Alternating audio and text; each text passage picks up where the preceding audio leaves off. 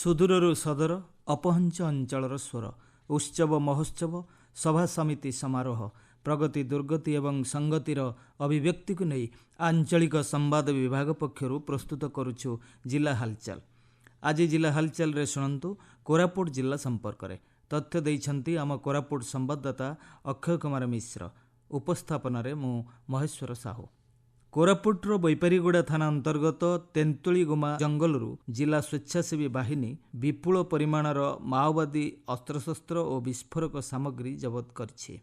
ଆତ୍ମସମର୍ପଣ କରିଥିବା ମାଓବାଦୀଙ୍କ ସୂଚନା ଆଧାରରେ ଚାଲିଥିବା ସର୍ଚ୍ଚ ଅଭିଯାନରେ ଏକ ଦେଶୀ ରିଭଲଭର, 6ଟି ବନ୍ଧୁକ, 11ଟି ଟିଫିନ୍ ବୋମା, ଆଇଇଡି ଡିଟୋନେଟର, ଗନ୍ ପାଉଡର ଓ ଅନ୍ୟାନ୍ୟ ସାମଗ୍ରୀ ଜବତ ହୋଇଛି।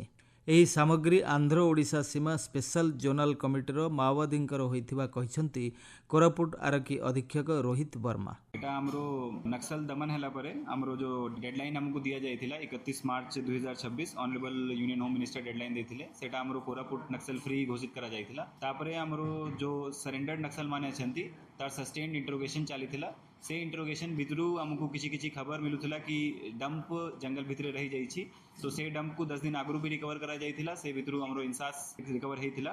ଯେମିତି ଆମେ ଦେଖିପାରିବେ କି ଆମର ଯୋଉ ଫୋର୍ସେସ ଅଛି ଆମର ଡିଭିଏଫ ଏସଓଜି ସେମାନେ ରେଗୁଲାରଲି ଅପରେସନ କରୁଛନ୍ତି। ନକ୍ସଲ ଦମନ ହେଲା ପରେ ବି ଆମର ଯେମିତି ନକ୍ସଲ ଆଉ ଥରେ ନା ବଢି ପାରିବେ ତା ଉପରେ ଆମର ଆକ୍ସନ ନିଆଯାଉଛି। और एटा जो डंप रिकवरी ହେଇଛି ଏଟା ବେପାରୀଗୁଡ଼ା ପିଏସ୍ ଲିମିଟରେ ଆମର ତେନ୍ତୁଳିଗୁମା ଏରିଆରେ ଏଟା ଡମ୍ପ ରିକଭର ହେଇଛି। ଏଟା जो डंप ଅଛି ଏଟା ପୁରୁଣା ଡମ୍ପ ଅଛି। ଏବେ जो नक्सल मुक्त ଆମେ ଘୋଷିତ କରିଥିଲେ ଏବେ କେହି ବି नक्सल କ୍ୟାଡର ଆମ ଜିଲ୍ଲାରେ ଆକ୍ଟିଭ ନାହିଁ।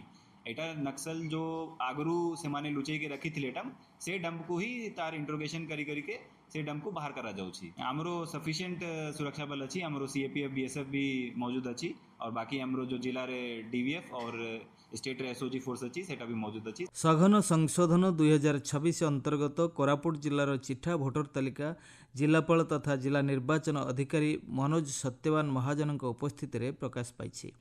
जांच पर 62,290ଟି नाम बाद दिया जाइथिबा बेले वर्तमान जिल्ला रे 9,04,134 जन भोटर रहिछन्ति।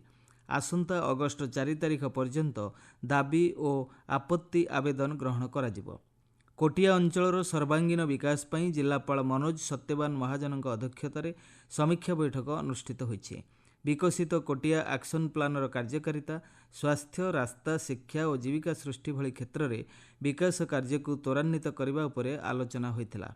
कोरापुटर साबर श्रीक्षेत्र जगन्नाथ मंदिर में देवस्नान पूर्णिमा पालित होइछि। 108 सुवर्ण कलशरे चतुर्धामूर्ति महास्नान सह गजानन बेश अनुष्ठित होइथिला। परे ठाकुर माने अणसर गृह को विजय करथिले। राज्य सरकार नोडाल सचिव आरएस गोपालन अध्यक्षतार कोरापुट्रे उच्चस्तरीय समीक्षा बैठक होइछि। विभिन्न विभागर जनकल्याणकारी योजनार अग्रगति और कार्यान्वयनर समीक्षा करा जायथिला। जिले में चलिथिबा 15 दिनिया शिशु श्रमिक निराकरण अभियान अवसर में सचेतनता पदयात्रा आयोजित होइछि। अतिरिक्त जिलापाल तपन कुमार नायक यार शुभारंभ करथिबा बेले शिशु श्रमिक प्रथा विलोप पई जनसहयोगर आह्वान करा जायछि। कोरापुटरे जिलास्तरीय मुख्यमंत्री अन्नपूर्णा योजनार शुभारंभ होइछि। ଏହି ଯୋଜନାରେ ଯୋଗ୍ୟ ରେସନ କାର୍ଡଧାରୀ ମାନେ ନିୟମିତ ପ୍ରାପ୍ୟ ବ୍ୟତୀତ ପ୍ରତିମାସ ଅତିରିକ୍ତ 5 କିଲୋଗ୍ରାମ ମାଗଣା ଚାଉଳ ପାଇବେ।